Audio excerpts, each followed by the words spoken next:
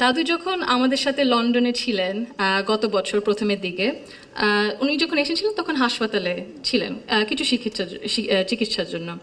ওখানে বিভিন্ন দেশ থেকে নার্স ছিল, ডাক্তার ছিলেন, এবং একটি নার্স ছিলেন নাইজেরিয়া ওয়েস্ট আফ্রিকাতে। আম্মা আব্বা একদিন দাদুকে সকাল সকাল দেখতে গেছিল। তো নার্স তারপরে বলেছে যে, ও আমি তো আপনার মাকে চিনেছি। আম্মু আব্বু বললো, কিভাবে? আপনার মাই প্রথম ইলেক্টেড প্রাইম মিনিস্টার বাংলাদেশের না? আম্মু আব্বু তো অবাক, হ্যাঁ আপনি কিভাবে জানেন? তো নার্সটা তারপরে বললো যে আপনাদের যে উনি যে এত কিছু করেছেন এই মেয়েদের শিক্ষার জন্য, specially primary education, food for education, cash for education, এগুলো আমাদের সরকার ওই 35-30 বছর আগে দেখে ইমপ্লিমেন্ট করেছিল। আর ওই কারণে লক্ষ লক্ষ মেয়েরা গ্রাম অঞ্চলে, ওদের দেশের গ্রাম অঞ্চলে বিভিন্ন জায়গা সদরে এখনো শিক্ষা পাচ্ছে।